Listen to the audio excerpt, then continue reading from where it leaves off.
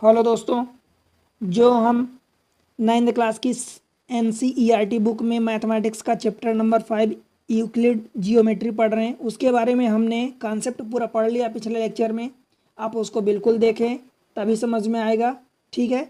और इस लेक्चर में हम क्या कर रहे हैं, इस लेक्चर में हम जो उसकी एक्सरसाइज है 5.1 उसके बारे में पढ़ रहे हैं। ठीक है, तो ध्यान से आप पढ़ना थोड़ा सा, और इंट्रोडक्शन मतलब कॉन्सेप्ट वाले वीडियो को आप क्लियरली उसको देखें समझें। ठीक है, तो इसको समझने में आपके लिए आसानी होगी। ठीक है, चैनल पर नए हैं तो बिल्कुल सब्सक्राइब करें, वीडियो अच्छे लग रहे हैं लाइक करें, शेयर करें।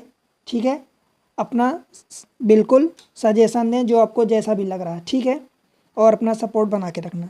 ठीक है, चलते हैं एक्सरसाइज पर। देखो क्वेश्चन नंबर 1 क्या बोल रहा है। क्वेश्चन नंबर 1 में which of the following statement are true and which are false, मतलब कौन सा ट्रू है कौन सा फॉल्स है ये आपको बताना है। Give reason for your answer, आपको रीजन भी देना है। आपको ट्रू फॉल्स तो बताना है, आपको रीजन भी देना है कि ये ट्रू है तो क्यों है, फॉल्स है तो क्यों है। देखो, only one line can B passes through a single point, एक सिंगल पॉइंट है पहला, इससे केवल एक लाइन गुजर सकती है। क्या आप ऐसा बता सकते हैं? नहीं यार दोस्त, यहाँ से बहुत सारी, मान लो ये ऐसी लाइन, कितनी ऐसी इनडेफिनिट लाइन गुजर सकती है, तो मतलब ये क्या है, फॉल्स है। ठीक है, क्यों फॉल्स है? क्योंकि इनफाइनाइट लाइन गुजर सकती है, इनफाइनाइट लाइन कैन पास। ठीक है, एक पॉइंट से आप ऐसी और भी लाइन गुजार सकते हैं। ये देखो, ये ऐसी गुजर गई, यहाँ से आपने ये चलाया, ये चला दिया ये लाइन। ठीक है, पेन ठीक बराबर नहीं चल रही है, मतलब इनफाइनाइट लाइन गुजर सकती है। ठीक है। Second point, there are infinite number of line which passes through a two distinct point. देखो, मान लो टू डिस्टिंक्ट पॉइंट ये है, इनसे मैं पिछले लेक्चर में कॉन्सेप्ट वाले में बताया भी हूँ। देखो, अगर टू डिस्टिंक्ट पॉइंट है तो इससे इनफाइनाइट लाइन गुजर सकती है क्या? एक ही लाइन तो गुजर रही है। अब बताओ कहाँ, और मैं कौन सी लाइन गुजारूँ? एक ही लाइन गुजर रही ना, इनफाइनाइट कहाँ गुजर रही? नहीं दोस्त, मतलब ये भी फॉल्स है, ये भी फॉल्स है। कितनी लाइन गुजरेगी? One line only. ठीक है। तीसरी, a terminated line can be produce indefinitely on both side. ठीक है, ये मैं फिर से बता दूं कि कॉन्सेप्ट में मैं बताया हूँ। देखो, अगर टर्मिनेटेड लाइन है, मान लो ये टर्मिनेट लाइन हो गई यहाँ पर, तो आपको इसको प्रोड्यूस कर सकते हो इनडेफिनिट, इनडेफिनिट ये इधर प्रोड्यूस कर सकते हो, इधर इधर इधर इधर, ये इनडेफिनिट आप प्रोड्यूस कर सकते हैं। ठीक है, मतलब ये क्या है, ट्रू है। ठीक है, ट्रू है। फोर्थ नंबर का, if two circle are equal then their radii are equal. ठीक है, मतलब ये कहने का मतलब हुआ कि अगर दो सर्कल इक्वल हैं तो बताओ इसमें कोई डाउट है क्या कि दो सर्कल अगर इक्वल हैं तो उनकी रेडियस इक्वल होगी? दोस्त, रेडियस भी इक्वल होगी, रेडियस इक्वल होगी, सरकमफेरेंस इक्वल होगा। जब रेडियस ही इक्वल है तो सरकमफेरेंस क्या होता है, 2 पाई r होता है, तो ये भी इक्वल होगा क्योंकि 2 कांस्टेंट है, पाई कांस्टेंट है, 22/7, आर भी तो यही सेम हो गया ना, तो मतलब ये भी सर सेम होगा, मतलब पहले सर्कल के लिए दूसरे सर्कल के लिए। और क्या सेम होगा? एरिया, एरिया क्या होता है, πr²। तो जब आर ही सेम है तो एरिया हो, रेडियस हो, सरकमफेरेंस सब कुछ सेम होगा, क्योंकि सर्कल तो सेम है ना, इक्वल है, तो इक्वल है तो सेम रेडियस होगी। ठीक है, तो मतलब ये भी ट्रू है। क्लियर है? फिफ्थ नंबर, फिगर 5.9, इसमें फिगर मिटा है, मैं आपको बना देता हूँ।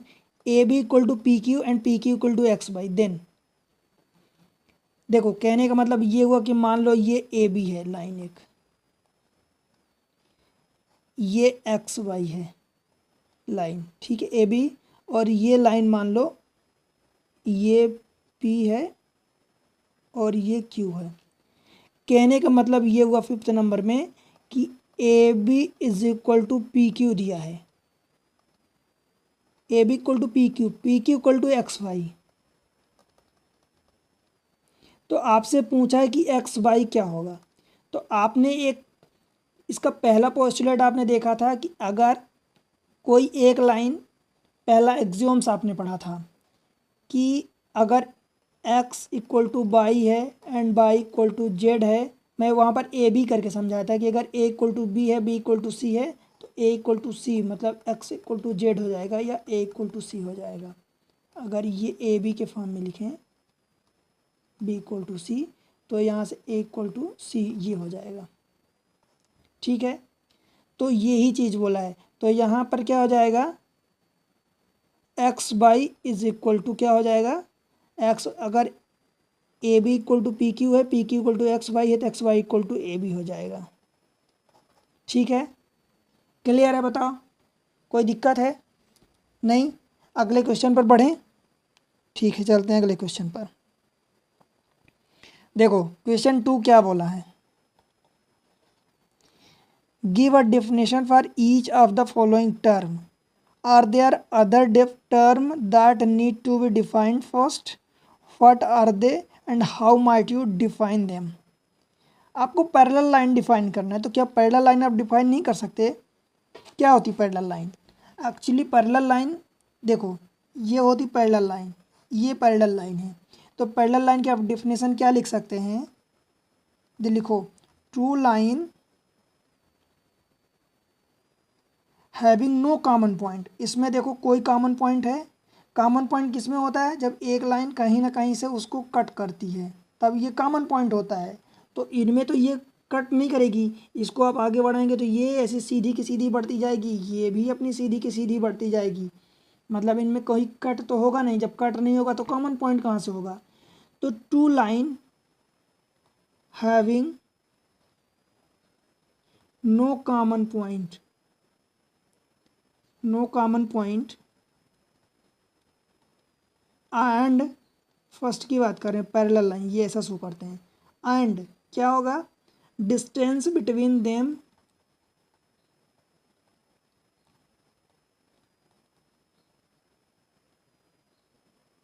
Are always constant.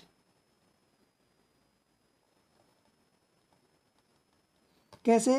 देखो इनमें कोई कॉमन पॉइंट तो आएगा नहीं, ये आपने देख लिया, क्योंकि अगर ये कटिंग लाइन होगी तब तो, अब ये पैरेलल लाइन है तो इसको आप बढ़ाते जाओ ऐसे करके, तो ये होगा पैरेलल। और इनके बीच की जो डिस्टेंस है यहाँ है, आप यहाँ देखोगे तो यहाँ भी वही डिस्टेंस होगी, यहाँ देखोगे तो वहाँ यहाँ भी वही होगी, यहाँ देखोगे तो यहाँ भी वही डिस्टेंस होगी, मतलब डिस्टेंस जो है वो कांस्टेंट रहेगी, चेंज नहीं होगी। क्लियर है? ये होती है पैरेलल लाइन। फिर दूसरी परपेंडिकुलर लाइन, ये इसको परपेंडिकुलर बोलते हैं।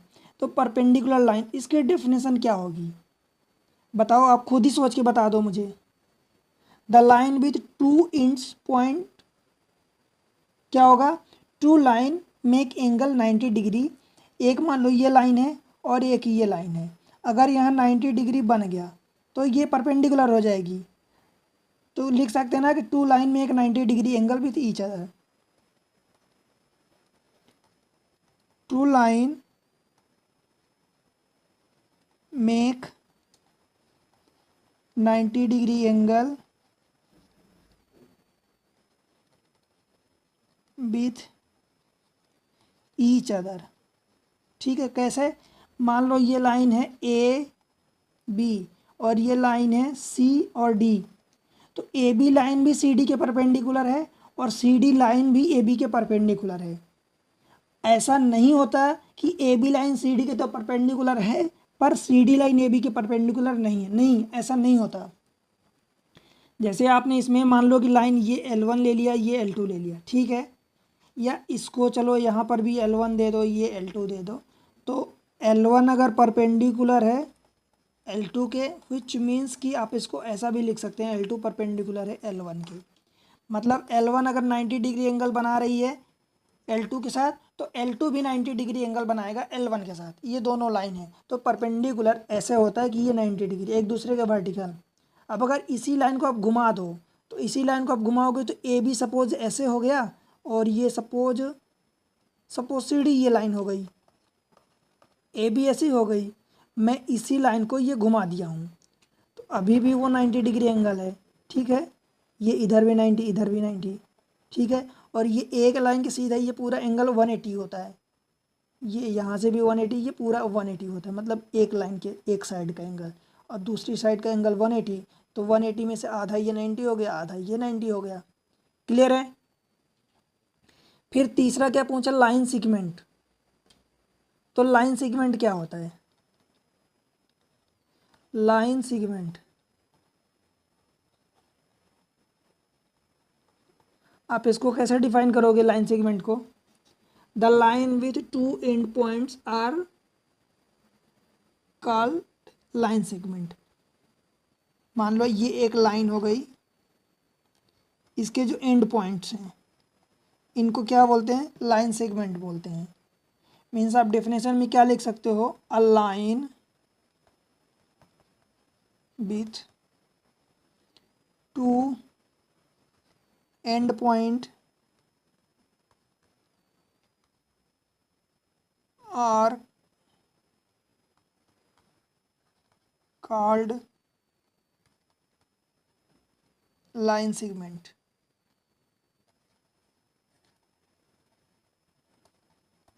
ठीक है, मतलब इनके जो एंड पॉइंट्स होते हैं, एक ये पॉइंट है, एक ये पॉइंट है लाइन के, उन्हीं को लाइन सेगमेंट बोलते हैं। ठीक है। फिर अगले चौथे वाले में क्या पूछा था, radius of circle. Fourth part, radius of circle. ये बताओ क्या होती है। क्या आप मान लो ये सर्कल है, तो ये सेंटर है, तो सेंटर से सरकमफेरेंस या सेंटर, सर्कल का सेंटर से सर्कल के बीच की दूरी यही होती है। तो इसी को शब्दों में आप लिख दो, the length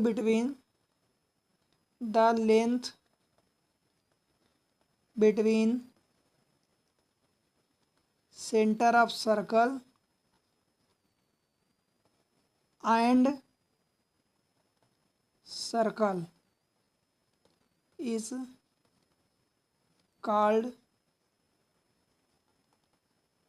radius of circle. ठीक है, क्लियर है। बताओ कोई दिक्कत है, नहीं है ना। फिफ्थ नंबर क्या पूछा था, फिफ्थ में स्क्वायर पूछा है। तो स्क्वायर क्या होगा, कैसे बनाते हैं स्क्वायर। ये लो हमने स्क्वायर बना दिया, मतलब इसकी कंडीशन क्या है, एक तो क्लोज फिगर है, पहली बात क्लोज फिगर है, चार साइड है और चारों की चारों साइड इक्वल है। ठीक है, क्लोज फिगर है। देखो इसी में आप डेफिनेशन बना सकते हो, पहला क्लोज है, दूसरा फोर साइड है, तीसरा क्या होगा, ऑल साइड आर इक्वल है, और एक और कंडीशन इसमें चौथी, internal angle, all internal angle आप लिख दो, all internal angle are equal and 90 degree. ये चारों कंडीशन अगर फुलफिल हो गई तो वो स्क्वायर है। अब आप कहोगे कि देखो चार साइड है, तो ठीक है, चार साइड का तो कोई सा भी क्वाड्रिलेटरल हो सकता है, ठीक है, कोई सा, तो चार साइड स्क्वायर में भी होती, तो क्वाड्रिलेटरल चार साइड का हो गया, चारों साइड इक्वल है। ठीक है, अब अगर ये 90 डिग्री आप नहीं बताओगे कि चारों साइड, चारों जो इंटरनल एंगल होते हैं, चारों अगर इंटरनल एंगल 90 नहीं है तो वो फिर स्क्वायर ज़रूरी नहीं है, फिर वो ऐसा हो जाता है एक, और ऐसा क्या होता है, देखो ये भी ए है, ये भी ए है, ये भी ए है, ये भी ए है, बट ये क्या है, स्क्वायर नहीं है, ये रोम्बस है, ये रोम्बस हो जाता है, ये ज़रूरी नहीं ये स्क्वायर हो। क्यों, क्योंकि देखो इसका एंगल जो है वो 90 नहीं है, ये एंगल ये का है 90 से ज़्यादा है, 90 से ज़्यादा है, और ये दो एंगल 90 से कम है, तो इसके एंगल जो है रोम्बस के 90 नहीं होते हैं चारों एंगल इंटरनल, बट स्क्वायर में और रेक्टेंगल में एंगल तो इक्वल होते हैं। अब रेक्टेंगल में क्या होता है, आमने सामने की साइड इक्वल होती है, दो दो, और स्क्वायर में 4 की चारों साइड इक्वल होती है। ये होती है डेफिनेशन किसकी, स्क्वायर की। ठीक है, अगले क्वेश्चन में बढ़ें। ठीक है, क्वेश्चन नंबर 3 की बात करते हैं। क्वेश्चन नंबर 3, इसमें बोला है कि टू पोस्टुलेट हैं। ठीक है, टू पोस्टुलेट गिवन है, given any two distinct point A and B. Two distinct point मान लो कि हम मान लेते हैं कि ये पॉइंट एक ए है और ये पॉइंट एक बी है। ठीक है, two distinct point A and B, there exist a third point C which is between A and B. यहाँ पर मान लो कहीं एक सी है। ठीक, तो ये 3 है, 3 पॉइंट्स हैं। ठीक है, ये बोला है। सेकेंड वाले में क्या बोला है, there exist at least 3 point that do not lie on the same line. मतलब एक यहाँ है, एक यहाँ है, एक यहाँ है, मान लो जो एक ही लाइन में तीनों पॉइंट नहीं लाई करते। ठीक, do this postulate contain any undefined term, are this postulate consistent, do they follow Euclid postulate. देखो, इसमें तो अगर टर्म के डिफाइन करने की बात आए तो इसका आंसर क्लियरली है, और आपके बुक में भी दिया है आंसर कि ऐसे there are several undefined term. इसमें अनडिफाइंड टर्म बहुत सारे हैं, जैसे कि मान लो कि यूक्लिड साहब ने पॉइंट को डिफाइन नहीं किया, लाइन को डिफाइन नहीं किया, डायरेक्ट बता दिया कि ऐसा होता है, उसकी लेंथ कितनी होती है, लेंथ होती है, उसकी ब्रेड्थ नहीं होती, पॉइंट है एक, यूनिवर्सली ट्रूथ है। तो आप इसको लिखोगे कि there are several undefined term, there are several undefined term. ठीक है, क्लियर। दे आर कंसिस्टेंट, यहाँ पर बोला है ना कि वो कंसिस्टेंट है कि नहीं है, तो they are consistent, they are consistent. ठीक है, हाउएवर दे कैसे हैं, बिकॉज क्यों कंसिस्टेंट है, क्योंकि they dealt with two different situation, because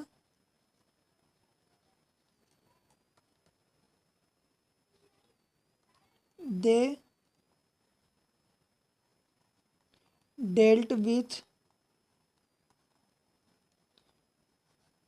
two different situation. कौन सी दो डिफरेंट सिचुएशन है, देखो एक सिचुएशन ये दी है कि मान लो कि तीनों उनके बीच में कोई टर्म है, दैट मीन्स कि वो एक लाइन में आएंगे। ठीक है, पहला। दूसरा ये कि ये बोला है दूसरे वाले में कि 3 पॉइंट हैं और तीनों एक लाइन में नहीं है, तो आप बताओ कि इनसे एक लाइन कैसे बना सकते हो। इनसे तो एक लाइन बन जाएगी, इन दोनों पॉइंट से भी एक लाइन मान लो बन गई, इन पॉइंट से भी एक लाइन बन गई, पर तीनों को मिला के एक लाइन तो नहीं बन सकती ना, क्योंकि तीनों पॉइंट एक लाइन में नहीं है। क्लियर है। फर्स्ट, इसमें जो फर्स्ट एंड सेकेंड है क्या है, do not follow Euclid postulate, do not follow Euclid postulate. ठीक है, हाउएवर दे फॉलो फ्रॉम एक्सियोम्स, एक एक्सियोम्स दिया है, पोस्टुलेट को फॉलो नहीं करते। हाउएवर दे फॉलो एक्सियोम्स, एक एक्सियोम्स है उसको फॉलो करते हैं। ठीक है, एक्सियोम्स को फॉलो करते हैं, पोस्टुलेट को फॉलो नहीं करते।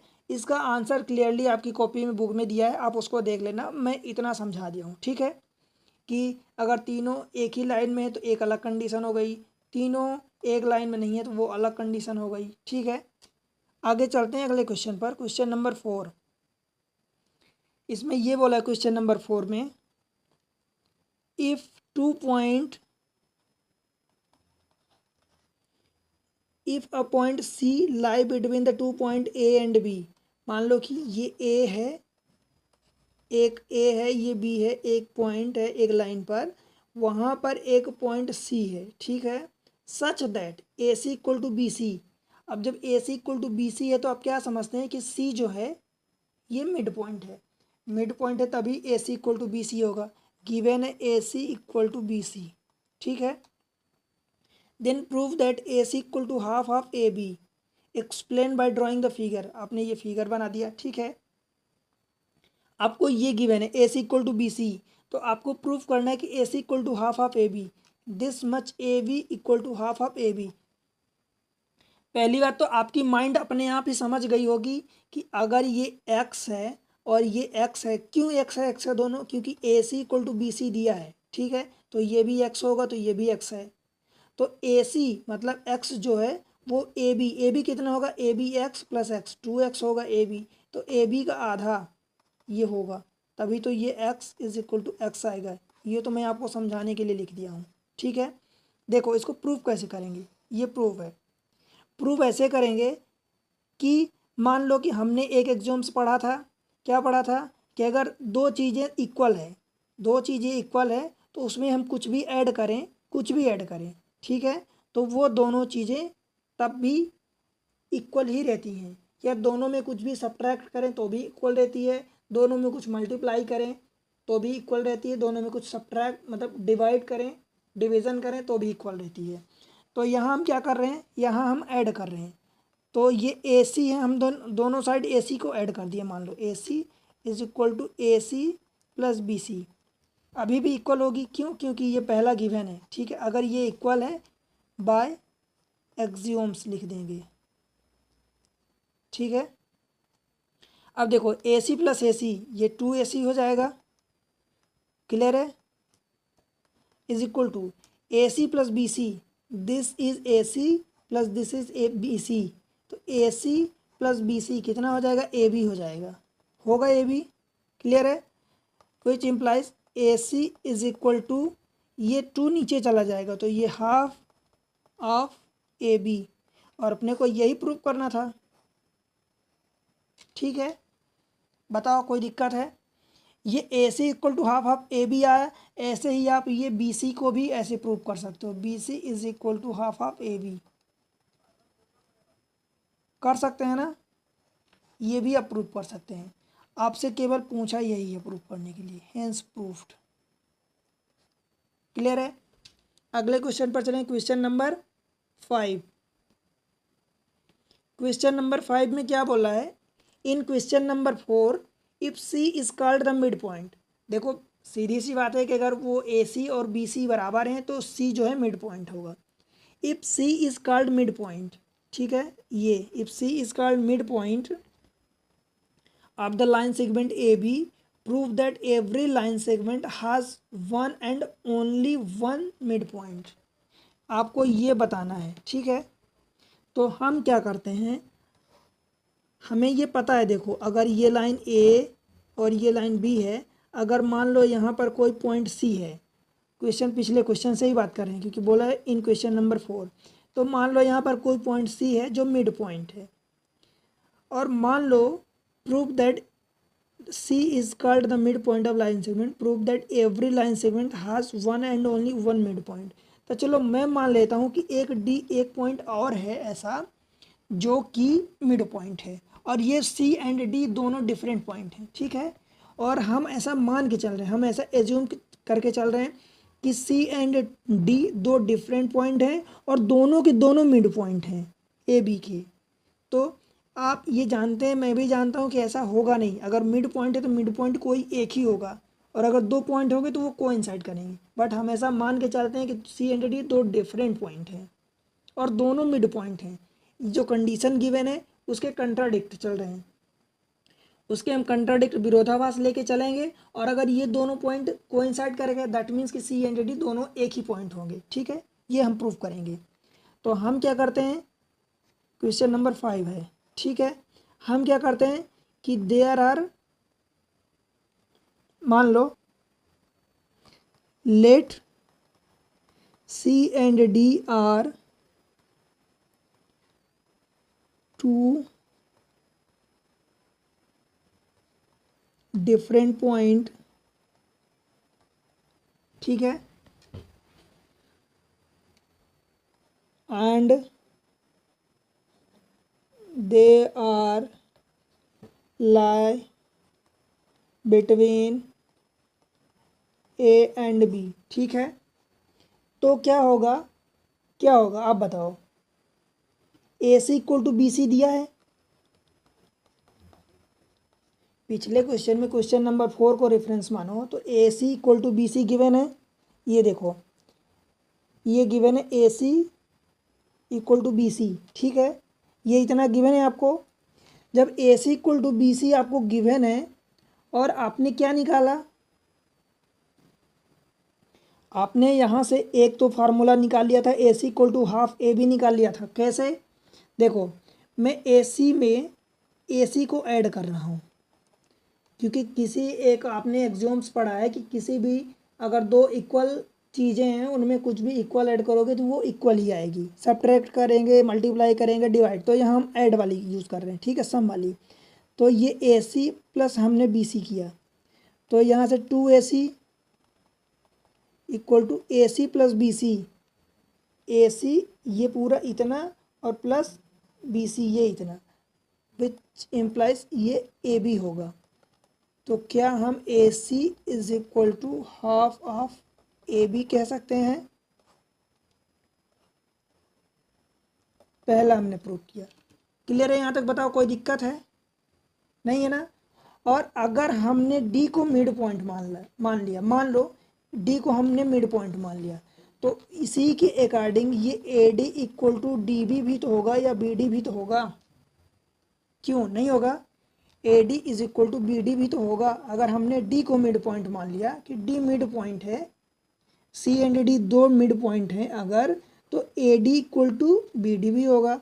अब ए डी हम दोनों साइड ऐड कर दें, A D plus A D जैसा हम पहले वाले में किए हैं, is equal to A D plus B D अथवा डी बी, ये 2AD हो जाएगा, ठीक है, is equal to A D plus B D, A D plus D B अथवा बी डी, ये ए बी हो जाएगा, ठीक है। विच इम्प्लाइज यहाँ से A D is equal to अब क्या निकाल लोगे, हाफ ऑफ ए बी, ठीक है। बताओ कोई दिक्कत? ये सेकंड है। अब देखो अगर A B half of A B is equal to A C है, half of A B equal to A D है, इसका मतलब फ्रॉम फर्स्ट एंड सेकेंड से आप क्या कह सकते हैं कि A C is equal to A D हो गया। मतलब अगर राइट साइड इक्वल है दोनों में तो लेफ्ट साइड आपस में इक्वल होंगे। ए C equal to A D, मतलब आप ये बताओ कि ये ए सी भी और ए डी की इक्वल है। इसका मतलब आप यहाँ से क्या कंक्लूड कर सकते हैं, which implies C and D are same point and not different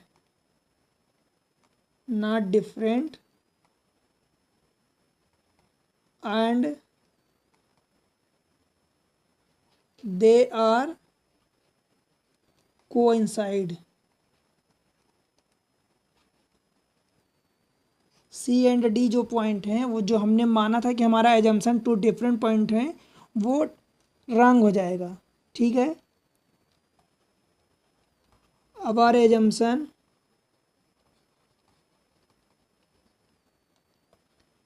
of C and D are different point is wrong,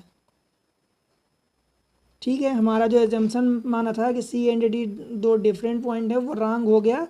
C and D are क्या हो जाएगा, सेम पॉइंट एंड कोइंसाइड, ठीक है। बताओ कोई दिक्कत है? बताओ नहीं है ना। सी एंड डी दोनों सेम पॉइंट होंगे, ठीक है। अगले क्वेश्चन में चले। बताओ इसमें कोई दिक्कत है क्या, कहीं हुई कोई दिक्कत नहीं हुई ना। क्वेश्चन नंबर 6 में चलते हैं। क्वेश्चन नंबर सी क्या बोल रहा है, देखो in figure 5.10 this is figure if A C equal to B D, ये रहा A B C D, A C equal to B D then A B equal to C D आपको proof करना है। गिवन क्या है,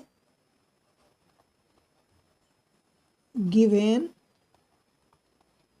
A C is equal to B D from figure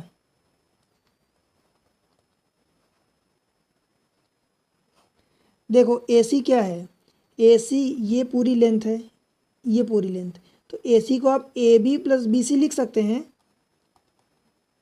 A B plus B C is equal to A C. And ये क्या बोला दूसरा वाला बी डी, तो ये वाला बी डी है, ये बी डी है, तो B D is equal to B C plus C D लिख सकते हैं, B C plus C D is equal to B D. ठीक है, ये मान लो गिवन था फर्स्ट, ये सेकंड, ये थर्ड, आप जो भी मान लो, जो भी आपको मानना है। From first second and third equation, first में पुट करो A C is equal to A B plus B C, A C equal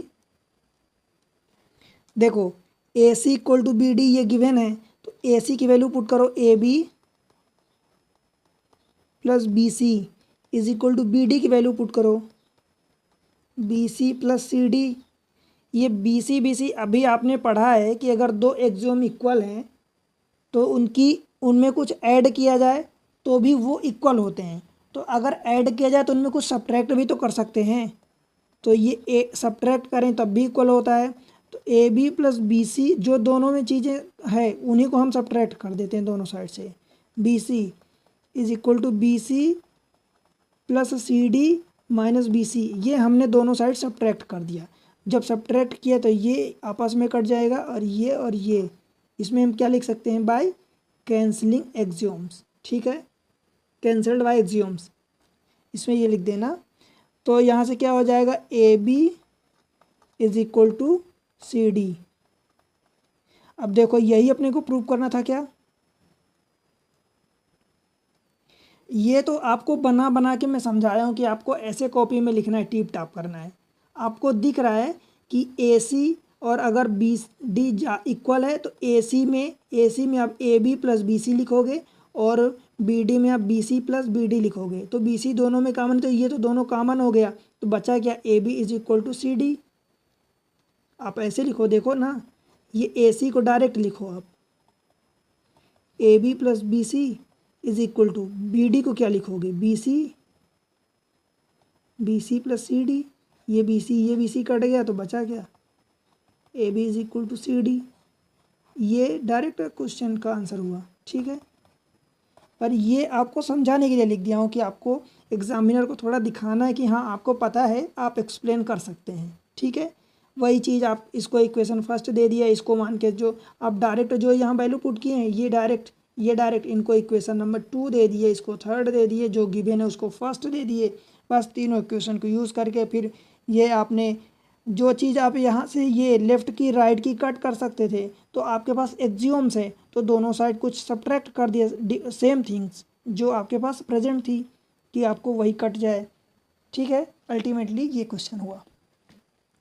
अगले क्वेश्चन पर बढ़ते हैं, क्वेश्चन नंबर 7, एंड ये क्वेश्चन नंबर लास्ट भी है। ठीक है, क्वेश्चन नंबर 7 में ये बोला है why axioms 5 is in the list of Euclid axiom. Euclid की जो कितनी एक्सियोम्स दी है, 7 दी है, उनमें से एक्सियोम्स 5 है ना, तो उनमें से जो 5th नंबर की एक्सियोम्स है, list of the axiom consider universal truth. Universal truth क्यों है, note that question is not about the 5th postulate के बारे में बात नहीं हो रही, एक्सियोम्स के बारे में बात हो रही। एक्सियोम्स 7 है, डेफिनेशन 7 है, एक्सियोम 7 है और पोस्टुलेट 5 है। आपने पढ़ा DAP। ठीक है, 7 7 5। ठीक है, देखो तो जो 5वें नंबर का एक्सियोम्स क्या कहता है, क्यों वो ट्रूथ यूनिवर्सल ट्रूथ क्यों है, उसको आपका रीज़न देना है। Since this is true for anything in any part of the world. Axioms जो है, जो 5th नंबर का एक्सियोम्स था वो since this axioms is true for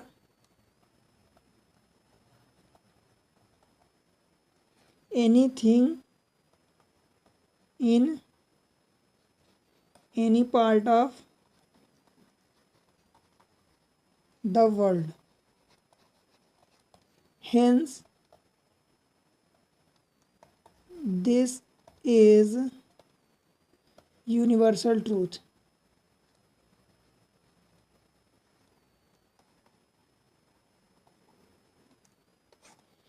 मैं आपको पिछले वीडियो में, पिछले लेक्चर में जो कॉन्सेप्ट बताया था उसमें सारी एक्सियोम्स को क्लियरली डिस्कस किया था, आप उसको देख लेना। क्यों? क्योंकि हमें उसके प्रूफ्ड से मतलब नहीं है, उसको दुनिया सारी समझती है कि हाँ ये ऐसा होता है तो होता है, तो उसके प्रूफ्ड में कोई नहीं जाते। ठीक है, ये बहुत पुरानी बात थी, उसको यूनिवर्सली एक्सेप्टेड है, पूरी दुनिया मानती है, इसलिए वो चीज़ें यूनिवर्सल ट्रूथ में गिनी जाती हैं। ठीक है, इस तरीके से क्वेश्चन नंबर 7 हुआ कंक्लूड। ठीक है, ये एक्सरसाइज भी कंप्लीट हुई। यूक्लिड ज्योमेट्री छोटा सा टॉपिक था, इसमें मैं आपको पहले एक लेक्चर में आपको, छोटा सा लेक्चर, छोटे छोटे हैं दोनों, एक लेक्चर में मैं आपको बता दिया हूँ कि यूक्लिड के जो कॉन्सेप्ट है, इंट्रोडक्शन पार्ट, जिसमें से आप उसको क्या क्या उसके बारे में पढ़े हैं, डिफिनेशन है उसके बारे में, एक्सियोम्स है उसके बारे में, ठीक है, और पोस्टुलेट हैं, पोस्टुलेट्स पढ़े हैं, ये डिफिनेशन 7 पढ़े हैं, ये 7 पढ़े हैं और ये 5 पढ़े हैं। ठीक है, तो ये चीज़ें आप पढ़े हैं, तो इसके बारे में मतलब ये ऐसा है, तो मतलब ये चीज़ें आप एक बार पढ़ेंगे तो आपको समझ में आ जाएगा। ठीक है, इस तरीके से आप पढ़ते रहें, बढ़ते रहें, सीखते रहें, एग्ज़ाम ट्रिक्स को सपोर्ट करते रहें। ठीक है, एग्ज़ाम ट्रिक्स को आप सपोर्ट करते रहें। चैनल पर नए हैं तो सब्सक्राइब करें, वीडियो को लाइक करें, शेयर करना बिल्कुल ना भूलें। आपका सपोर्ट मेरे लिए बहुत मायने रखता है। ठीक है, मैं वीडियो बनाता हूँ, एनर्जी मुझे मिलती है उसी आपके सपोर्ट से कि मैं आपके लिए और अच्छे वीडियो और मेहनत करके बनाऊँ। ठीक है, मिलते हैं अगले लेक्चर में अगले चैप्टर के साथ, तब तक के लिए बाय बाय।